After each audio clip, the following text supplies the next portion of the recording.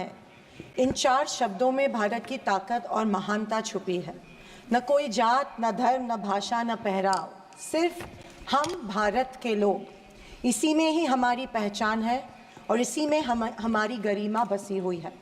पर पिछले कुछ सालों में इस पहचान को, इसी ताकत को धर्म की राजनीति से कमज़ोर बनाया गया है। आज 2024 के बजट पर बात करने के लिए आपने मुझे मौका दिया। मैं थोड़ा आपको इतिहास में ले जाना चाहती हूँ। हम सब जानते हैं और पूरा विश्व ये मानता है कि कुछ शतकों पहले भारत सोने की चिड़िया थी। उस समय जीडीपी और इस प्रकार की चीज़ें नहीं थी, पर भारत इकोनॉमिकली और कल्चरली विश्व की एक महाशक्ति थी। और हम ये भी जानते हैं कि भारत में शूरवीरों की कोई कमी नहीं थी। बावजूद इसके मुट्ठी भर हमलावरों ने हमें कई बार लूटा और न सिर्फ लूटा, हमें सैकड़ों साल गुलाम बनाया रखा। ऐसे क्यों हुआ? पहले मुगल, फिर अंग्रेज ने भारत पर राज किया। ये वो कर पाए क्योंकि सोना, चांदी, हीरे जवाहरात, पैसे की कोई कमी नहीं थी। लेकिन कमी सिर्फ एक बात की थी और वो थी सामाजिक एकता की।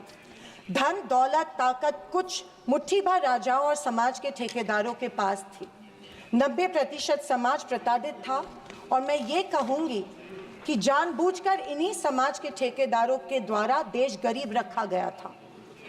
आज हमारा देश दुनिया की 5वीं लार्जेस्ट इकोनॉमी है और मुझे ये उम्मीद ही नहीं बल्कि पूरा विश्वास है कि हम जल्द ही दुनिया की पहले नंबर की इकोनॉमी बनेंगे, क्योंकि इसके प्रगति की मजबूत नींव स्वतंत्रता के बाद के सरकार ने रखी थी। पर इसी के साथ आज हम सामाजिक तौर पर जात, पात, धर्म की शाखाओं में बिखरते जा रहे हैं, कमज़ोर होते जा रहे हैं। फाइनेंशियल इनइक्वालिटीज़ बढ़ती जा रही है।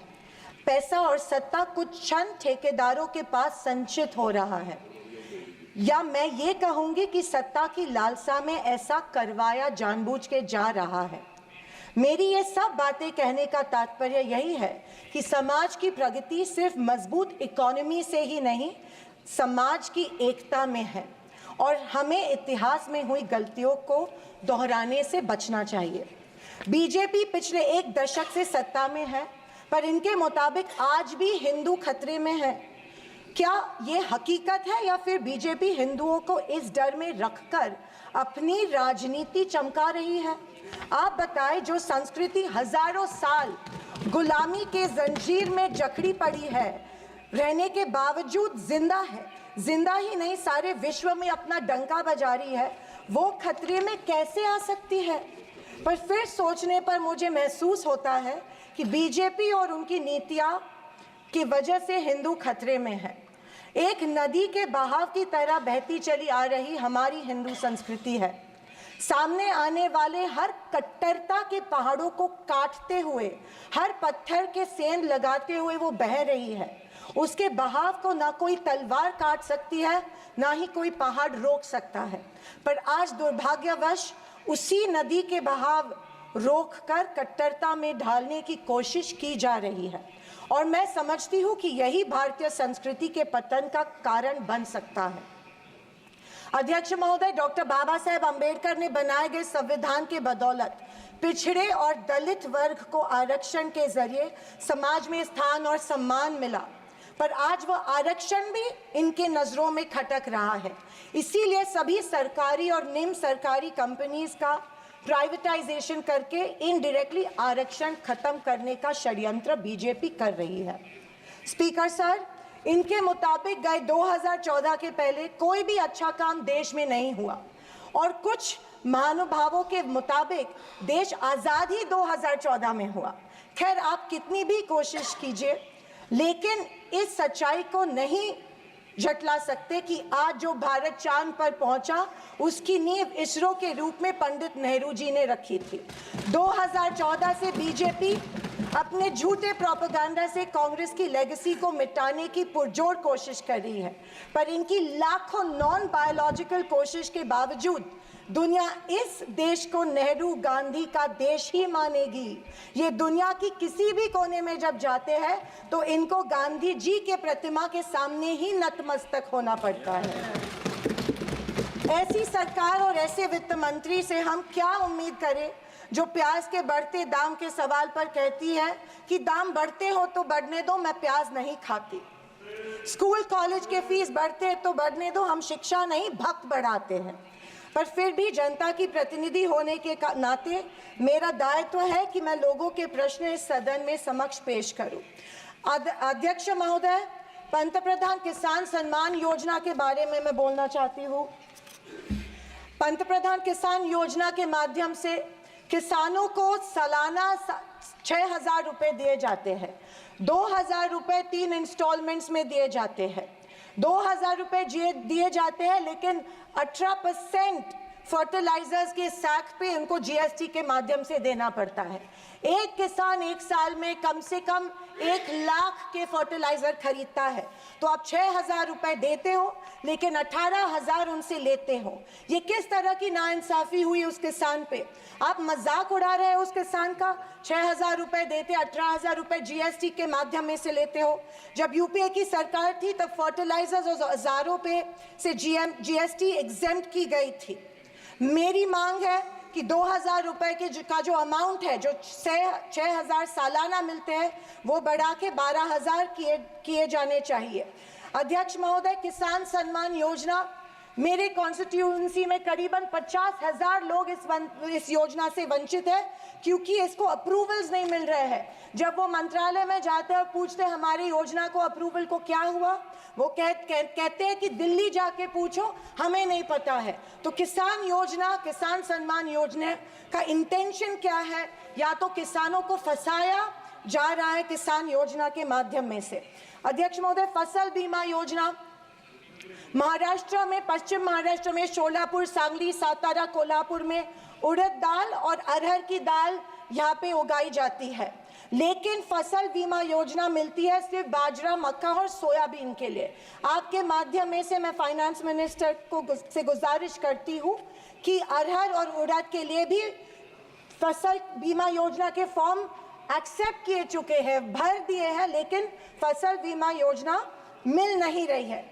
अध्यक्ष महोदय, पंतप्रधान आवास योजना, आदरणीय फाइनेंस मिनिस्टर जी ने कहा कि एडिशनल 3 करोड़ हाउसेज, घर यहाँ पे इंक्रीज करके इस बजट में दे रहे हैं, लेकिन पंतप्रधान आवास योजना का टारगेट अभी तक महाराष्ट्र को नहीं मिला है, क्योंकि ये योजना जो है गाँवठान जमीन पे घर बांधे जाते हैं, लेकिन असलियत ये है कि गांव में गाँवठान जमीन है ही नहीं। जब कलेक्टर के पास जाते हैं तो कहा जाता है कि गाँवठान जमीन नहीं है, गायरान जमीन ढूंढ के लाओ, हम आपको पीएम आवास योजना देंगे। अभी गाँवठान जमीन लाएंगे कहाँ से?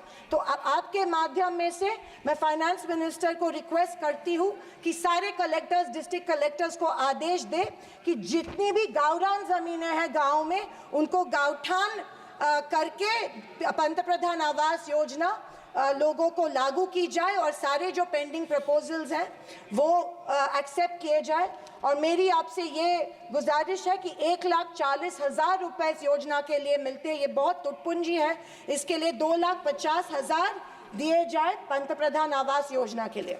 अध्यक्ष महोदय, मुद्रा लोन 2014 में प्राइम मिनिस्टर ने बड़ी एम्बिशियसली मुद्रा लोन की घोषणा की थी। कल फाइनेंस मिनिस्टर ने इसकी जो राशि है 10 लाख से लेके 20 लाख की, लेकिन मुद्रा लोन उस पीरियड में उन्हीं लोगों को मिले जिनकी सिफारिशें बीजेपी के कार्यकर्ताओं ने की थी, जबकि सामान्य आदमी जो है, आम आदमी जो है, उसको ये लोन नहीं मिला था। सिर्फ कुछ चंद लोगों को ये लोन दिया गया था। मेरी ये मांग है कि कोरोना के टाइम पे जो लाभार्थी मुद्रा लोन का कर्ज फेड नहीं पाए, उनके लिए जैसे अपने अदानी अंबानी के लिए कर्जा माफ किया है, वैसे इन लाभार्थियों के लिए भी कर्जा माफ किया जाए, तुरंत माफ किया जाए मुद्रा लोन का जो परत फेड करने का कर्जा है। आदरणीय अध्यक्ष महोदय, माइक्रो फाइनेंस और चिट फंड्स जो दिए जाते हैं हमारे सेल्फ हेल्प ग्रुप्स को, बीड़ी कामगारों को, पावर लूम वर्कर्स को दिए जाते हैं, हमारी काफ़ी सारी महिलाओं को दिए जाते हैं, लेकिन ये माइक्रो फाइनेंस और चिट फंड्स पे के ऊपर रेगुलेटरी अथॉरिटी नहीं होती है, इसीलिए ये बेहिसाब इंटरेस्ट इन लोगों से, गरीब लोगों से लेते हैं। अध्यक्ष महोदय, मुझे इस बात का दुख हो रहा है कि कल के बजट के स्पीच में हमारी अन्न धान्य सुरक्षा योजना जो है, अन्न सुरक्षा योजना जो यूपीए सरकार ने लाई थी, उसके बारे में फाइनेंस मिनिस्टर ने कोई जिक्र नहीं किया। पिछले 10 साल से हमारे देश का जो गरीब है उसको, एपीएल कार्ड धारक को अन्न धान्य योजना का लाभ नहीं मिल रहा है। 10 साल से करोड़ों लोग इस योजना से वंचित रह रहे हैं, भूखे मर रहे हैं। और जैसे शैलजा जी ने कहा था, कुपोषण का प्रमाण जो है हमारे देश में बढ़ रहा है। गरीब लोगों से जानबूझ के एक form, give up subsidy form जानबूझ के भरा जा रहा है, उनको बिना बताए कि अगर ये फॉर्म आप भरेंगे तो आपकी फूड सब्सिडी कट हो जाएंगी। ये जबरदस्ती उनसे ये फॉर्म भरवा रहे हैं ताकि उनको इस योजना, जो कि कांग्रेस की योजना थी, उसका लाभ न मिले। और इसके वजह से ढेर सारे लोग भूखे हमारे देश में मर रहे हैं। मैं फाइनेंस मिनिस्टर से ये गुजारिश करती हूँ कि एपीएल कार्ड धारक को तुरंत इस योजना का लाभ मिला जाए और सारे के सारे जितने भी लोग हैं उनको धान मिला जाए। अध्यक्ष महोदय, कल के स्पीच में आंध्र प्रदेश और बिहार के ऊपर बहुत प्यार जताया गया। मुझे उस बात से कोई कंप्लेंट नहीं है, पर महाराष्ट्र से इतनी नफरत क्यों नहीं महाराष्ट्र की तरफ उतना ही प्यार जताया गया जो बिहार और आंध्र प्रदेश के जताया गया? क्योंकि उनको पिछले लोकसभा में कम सीटें मिली, या शायद उनको अंदाजा आया कि आने वाले इलेक्शन में उनको वो चुनाव हारने वाले हैं। मैं वित्त मंत्री को बताना चाहती हूँ कि महाराष्ट्र में हिंदवी स्वराज की नींव महाराष्ट्र में रखी गई थी। कणखर देशा, राकट देशा, दगडाचा देशा, महाराष्ट्र देशा, ये हमारे प्यारे महाराष्ट्र के बारे में कहा जाता है। लेकिन अफसोस है कि महाराष्ट्र की तरफ कोई ध्यान नहीं दिया जा रहा है, सिर्फ महाराष्ट्र का इस्तेमाल किया जाता है। अध्यक्ष महोदय, रेलवेज के बारे में बोलूं तो रेलवेज में स्लीपर कोच की संख्या जो है वो कम कर रहे हैं और फर्स्ट क्लास और सेकंड क्लास की संख्या बढ़ा रहे हैं। देश का जो आम गरीब आदमी है वो स्लीपर कोच से ट्रैवल करता है, वो फर्स्ट क्लास और सेकंड क्लास से नहीं किया जाता है। मैं आपके माध्यम में से, मेड इन स्पीच माध्यम में से गुजारिश करती हूँ कि स्लीपर कोचेस की संख्या बढ़ाई जाए। अध्यक्ष महोदय, मेरी शोलापुर के कुछ मांगे रखती हूँ और मैं समाप्त करती हूँ। हमारे शोलापुर में एयरपोर्ट है लेकिन एयर सर्विस नहीं है। उड़ान स्कीम में आया गया है, लेकिन जानबूझ के वहाँ पे जो चिमनी थी, ऑब्स्ट्रक्शन था, वो तोड़ा गया, लेकिन अभी तक वहाँ पे एयर सर्विस शुरू नहीं है। बोरामनी एयरपोर्ट है, वहाँ पे इंटरनेशनल एयरपोर्ट के लिए फंड्स एक बार दिए गए, लेकिन फिर फंड्स नहीं दिए गए। मैं वित्त मंत्री से गुजारिश करती हूँ कि बोरामनी एयरपोर्ट के लिए फंड्स दिए जाए।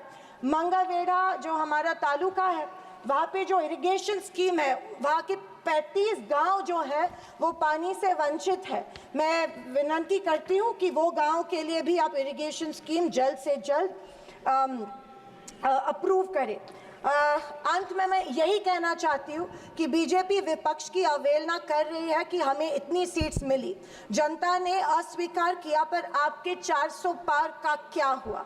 पर मैं उनसे कहना चाहूँगी कि हम स्वीकार करते हैं कि सरकार बनाने के लिए पर्याप्त सीट्स नहीं जीत पाए। हाँ, हम हमारी बातें जनता को बेहतर तरीके से शायद नहीं समझा पाए, लेकिन ये भी कहना चाहूँगी कि हार गए तो क्या हुआ, झोला उठा के चल नहीं देंगे, यही डटे रहेंगे। एक मजबूत विपक्ष के रूप में भारत की जनता की आवाज बुलंद करते रहेंगे, सिर्फ और सिर्फ इस देश के लिए और इस देश के जनता के लिए। और आखिरी कुछ शब्द कह के मैं समाप्त करना चाहूंगी कि सत्ता की लालच में न फैलाओ समाज में ध्रुवीकरण का रोग, सत्ता की लालच में न फैलाओ समाज में ध्रुवीकरण का रोग, आपकी हस्ती मिटा देंगे हम भारत के लोग। जय हिंद, धन्यवाद, जय महाराष्ट्र। धन्यवाद। अन्य सदस्य जी जगदीश सेतर जी। जगदीश, रोजाना खबरां नाल जुड़े रहने ਲਈ चैनल ਨੂੰ सब्सक्राइब करें ਤਾਂ जो हर प्रकार की खबर ਤੁਹਾਡੇ ਕੋਲ जल्दी पहुंच सके।